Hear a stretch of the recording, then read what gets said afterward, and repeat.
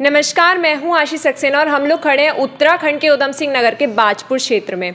तो जैसा कि हम लोग जानते हैं कि बाजपुर में ट्रैफिक का चालक बहुत ही ज़्यादा बढ़ चुका है। यहाँ तक कि जो कूड़ा कचरा लोग रोड पर फैला रहे हैं, इसके चलते बहुत सी बीमारियां भी फैल रही हैं। तो सबसे पहले हम लोग इसमें जानते हैं कि हमारा पब्लिक का क्या रिएक्शन है। तो हमें जानना है कि जैसे बाजपुर में इतना ट्रैफिक बढ़ रहा है, कूड़ा कचरा लोग फैला रहे हैं, बल्कि ये सब G20 के टाइम पर नहीं था, साफ हो गया था। तो इस पर पब्लिक को क्या प्रिकॉशंस लेने चाहिए, पुलिस वालों के क्या एक्शन होने चाहिए कि ये जो ट्रैफिक चल रहा है जिसके चलते बहुत ज़्यादा पॉल्यूशन भी फैल रहा है, धुआं वगैरह उड़ता है, डिजीजेस वगैरह फैलती हैं जो कूड़ा कचरा फैला है। तो इसके चलते आपका क्या कहना है कि पब्लिक को अपनी तरफ से क्या करना चाहिए और पुलिस का इसमें क्या होना चाहिए रोल? सबसे पहले तो जो बाजपुर नगर पालिका वो अपना सहयोग पूरा कर रही है। उन्होंने शहर के अंदर कचरा गाड़ी चला रखी है, उसको देखते हुए लोगों को रोड पे कचरा नहीं फेंकना चाहिए, क्योंकि जितनी भी गाड़ी आती है वो प्रॉपर हर शॉप पर गाड़ी रोकती है।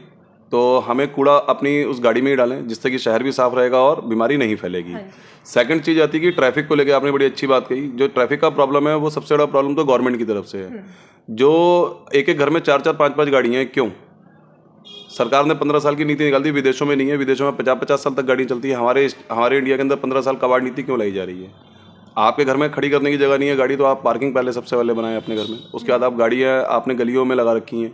पहले बच्चे वहाँ खेला करते थे, आज खेलने की जगह नहीं है, जिसकी वजह से दुर्घटनाएं बढ़ रही हैं। गलियों के अंदर जब स्पेस कम होता है तो बच्चे थोड़ा रफ ड्राइविंग करते हैं, जिससे टक्कर होने का पूरा डर रहता है। तो अपने घर में पहले पार्किंग बनाएं, उसके बाद कार को खरीदें। अगर आपके पास पार्किंग करने की जगह नहीं तो गाड़ी बिल्कुल ना खरीदें, पहली चीज़। सेकंड चीज़ ये कि अगर हमारे घर में 2 व्हीकल से काम चल सकता है तो 10 व्हीकल क्यों लेने हैं हमने?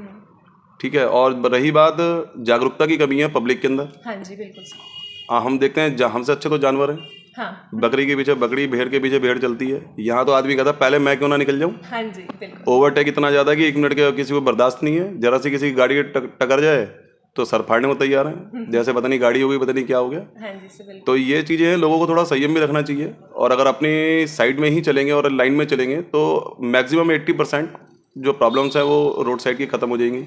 सेकेंड, प्रशासन को एक काम रेलवे फाटक पे भी करना चाहिए। रेलवे फाटक हमारे यहाँ का बहुत जो है कम चौड़ा है, जिसकी वजह से ट्रैफिक जाम सबसे ज़्यादा उसी की वजह से ही शहर में लगता है, क्योंकि फाटक पे इतना ऊंचा इन्होंने वो बना रखा है आपका स्पीड ब्रेकर की वजह से क्या कि वहाँ पे ट्रैफिक स्लो हो जाता है। जब ट्रैफिक स्लो होता है तो ऑटोमेटिकली वहाँ पे देर लगती है। हाँ जी। तो अगर वो फाटक को डबल कर देंगे तो वहाँ पर जो भीड़ का है वो कम हो जाएगा। जब वहाँ पे तो गाड़ी इजीली जो है वन साइड आना जाना रहेगा। तो ये सारी दिक्कतें हैं। गवर्नमेंट अगर इस पर ध्यान दे तो शहर हमारा और अच्छा हो जाएगा।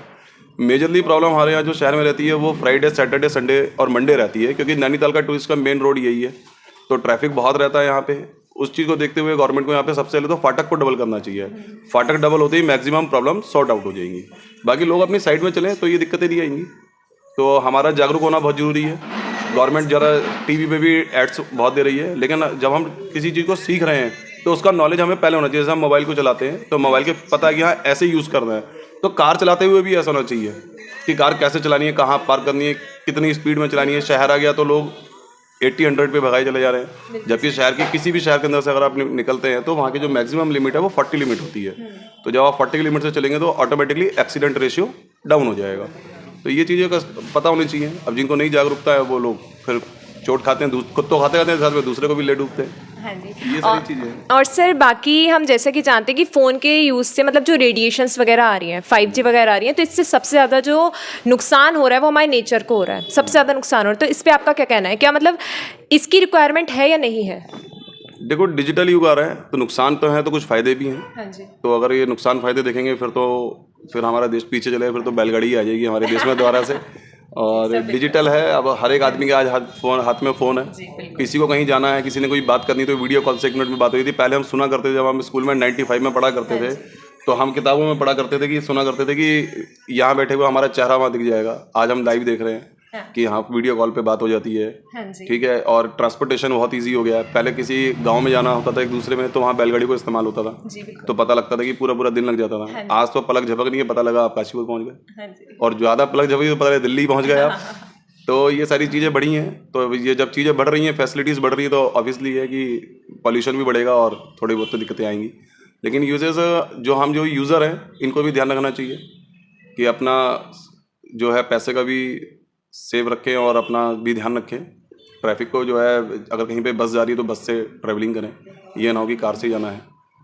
सर आपके व्यूज़ बहुत अच्छे लगे। कभी जैसा हम जानते हैं कि G20 के टाइम पे जैसा हमारा बाजपुर था, इतनी साफ़ सफाई थी, पुलिस भी अपना काम अच्छे से कर रही थी, बट अब हम देख रहे हैं कि इतना ज़्यादा ट्रैफिक हो गया है जिसके चलते एक्सीडेंट्स वगैरह भी बहुत ज़्यादा हो रहे हैं, कूड़ा कचरा इतना फैल रहा है। तो उस पर पब्लिक को क्या प्रिकॉशंस लेने चाहिए और इस बात पे जो पुलिस है बाजपुर की उससे क्या करना चाहिए, आपके रिव्यूज़ हमें जानते हैं। सबसे पहले तो यहाँ का पुलिस चौराहे पर अपना काम करती है, लेकिन जो ई रिक्शा हैं अनऑथराइज तरीके से जो कि दुकानों के आगे खड़े हो जाते हैं, इससे ट्रैफिक जाम होता है।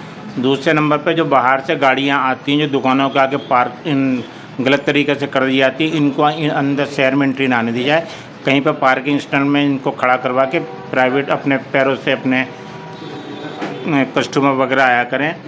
जो रामरा रोड पे दुकानों के आगे जिन दुकानदारों ने सामान सड़क पर रख रखा है, इससे सड़क गिरती है और इसी से ट्रैफिक जाम होता है। ये दोनों चीज़ें यदि यहाँ से हट जाएँ। तीसरे नंबर पे जो ये ट्रैफिक लाइटें यहाँ बंद पड़ी हुई हैं, यदि ये चालू हो जाती है तो इस पर ट्रैफिक का एक बहुत बड़ा कंट्रोल होता है।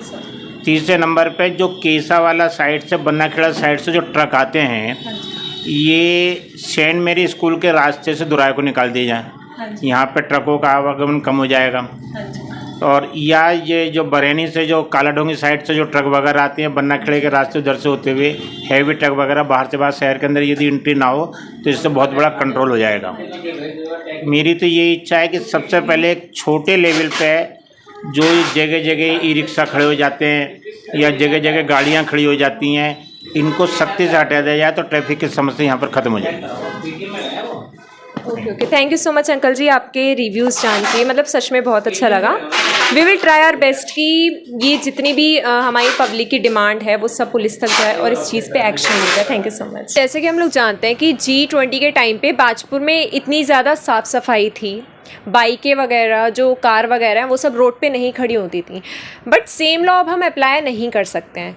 बट फिर भी अपनी तरफ से पब्लिक ऐसे क्या प्रिकॉशंस ले सकती है, जो हमारी बाजपुर की पुलिस है वो कैसे एक्शंस ले सकती है जिसके चलते पहले से थोड़ा सुधार आए, क्योंकि ये एक्सीडेंट्स वगैरह भी बहुत होते होते बचे हैं। कूड़ा कचरा जो पहले इतना नहीं था बट अब धीरे धीरे और ज़्यादा बढ़ता चला जा रहा है। तो सर इस पर आपका क्या कहना है? इस पे कहना यह है कि पहले क्या होता था, जो थाने से गार्ड खड़ा कर देते रामराज रोड पे, वो क्या करता था, जो लाइन से उधर गाड़ी होती थी उसका तुरंत चालान करता था। तो उसमें क्या होता था, लोगों में डर बना रहता था, कोई भी गाड़ी लाइन पे या कहीं भी खड़ी नहीं होती थी, ना तो ट्रैफिक इतना ज़्यादा होता था, ना एक्सीडेंट होते थे। और रही नगर पालिका की बात, वो नगर पालिका पहले से अब इस टाइम कोई सुझाव नहीं, वो नहीं हो रहा सफाई वगैरह, पहले बहुत ज़्यादा सफाई होती थी। हाँ। ओके, तो सर बाकी आपको क्या लगता है अगर पब्लिक कोई प्रिकॉशन इस पे लेती है तो पब्लिक को अपनी तरफ से क्या करना चाहिए? क्योंकि ऐसे तो बहुत से लॉ हैं जो गवर्नमेंट ने बनाए पब्लिक ले, बट उस चीज़ पे पब्लिक एक्शन नहीं ले रही है। पब्लिक को खुद सोचना चाहिए, खुद करना चाहिए, मगर पब्लिक है ही नहीं इस लायक।